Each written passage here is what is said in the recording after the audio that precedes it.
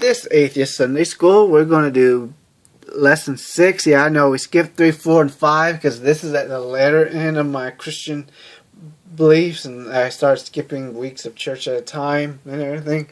So we may sometimes have skips. I mean, we'll probably pass some of them when it happened. And of course, eventually, that's just how it is. I wouldn't worry about it so much. But this one is Elijah and the idol worshippers.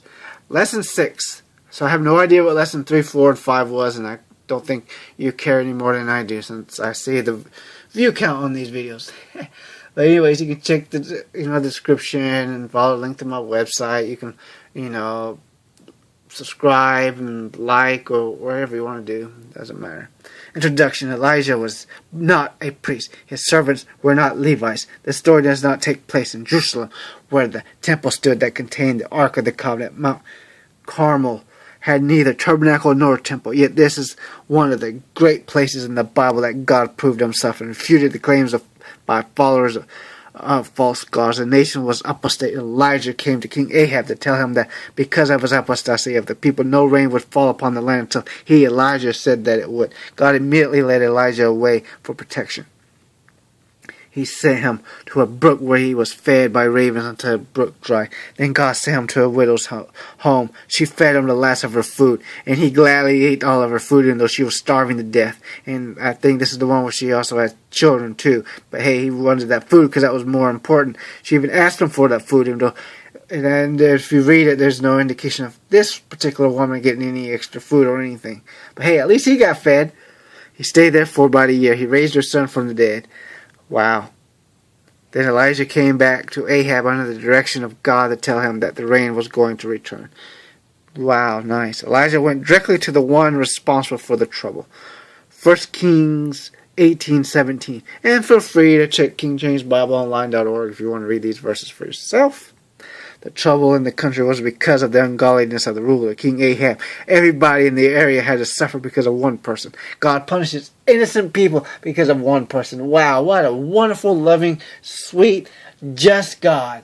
Wow, he is a just judge, as Ray Comfort would say.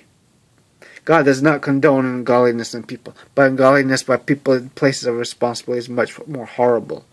Elijah was not in awe of Ahab. 1 Kings 18:18. Never should a Christian be in awe of any person of authority, whether ecclesiastical, blah blah blah, or governmental. Each of them is due our respect, but not all. Someone has said, "He who is able to stand in the presence of God should never be in awe when standing in the presence of anyone else." Elijah lived in a time where there seemed to be no hope for the nation. Think of the circumstances. There was a drought in the land. He caused the drought. The land received only 2 major rains each year. For these rains to be eliminated, for judgment to be coming upon the people and upon the nation, would have been reason enough for any man who have thrown up his hands and decided to become a hermit, even with all the reasons for his not doing so. Elijah was willing to do whatever God impressed upon him to save his country.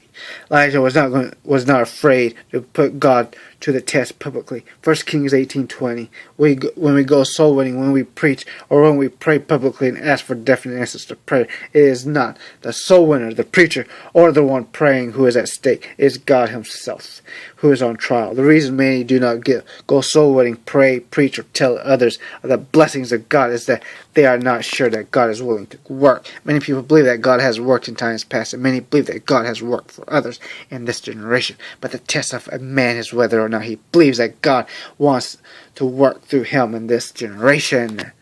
The recourse in time of trouble is to keep serving God. Think of the progression with Elijah. Elijah came to Ahab and delivered his message. That in itself put Elijah in a great deal of trouble. God led him out to the wilderness to live beside a brook, which is not an exalted place to live. He sent food and all this other stuff. Elijah had learned to obey God instantly. 1 Kings 17:5 and 10, 18:1-2.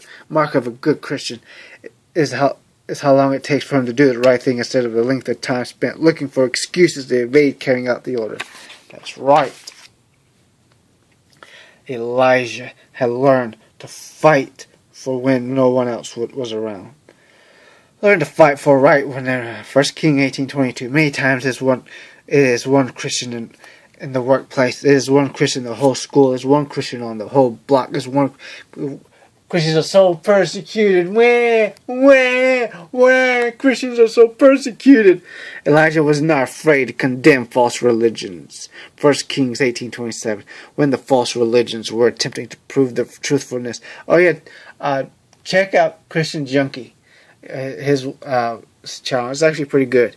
Elijah was not afraid to laugh. He was not afraid to mock. For he knew that there was only one true God. Never be afraid to stand for God and God alone. That's right. Elijah repaired the broken altar before he got the victory on the immediate altar. 1 Kings 18:30. Before he called upon God to consume the sacrificed altar in the area had been broken up. I mean, some of you probably know this. He had these other groups. They've put wood and asked their God, prayed, had their God set the wood and all this on fire, cook the sacrifice, and they cut themselves and all this crap. And he jokes, well, maybe your God's deaf, maybe your God's this, that, blah, blah, blah. And he soaks his wood and water, trenches and water around there. I mean, the whole thing's, and then God just wipes out all the water and burns everything. Then all of a sudden he slaughters all their preachers and whatever nonsense. We should and since the Christian God was willing to go through that test, then maybe he'll go through that test now. Maybe we should ask these preachers of every denomination of Christianity, have these Muslims, if they're willing to do it, doubt they would, and Jews and all these others, Catholics, and Baptists, Methodists, Presbyterians, all of them, to do the same type of thing and ask their God to burn up the sacrifice and see if he does. I bet you he won't, because it doesn't exist. Elijah had proven Ahab wrong, but he was still courteous to Ahab. 1 King 18:46. He had proven Ahab God was false, but Ahab was still the king. It was customary in those times when the chariot of the king was being driven down the road for someone to run ahead on foot to clear the way.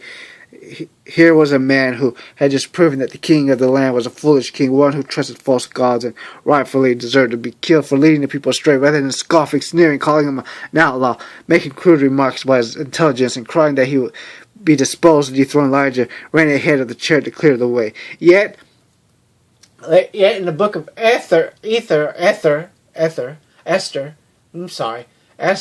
Malacca, whatever the hell that guy's name was, would not show respect to that Haman guy. You remember that? Which is what caused the Haman guy to want to kill all the Jews in Persia. Elijah gave wanted God to receive the glory for the miracle. Elijah had learned to be satisfied with what seemed humanly to be small blessings, the ravens and all that stuff. Elijah was given followers after he had proven himself. Wow, wonderful. If Elijah could stand to face opposition, James 5:17 says he was a man just as we, so could any other person stand who is willing to be what Elijah was.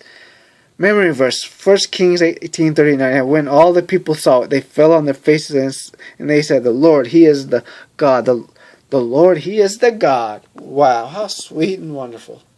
Bye-bye.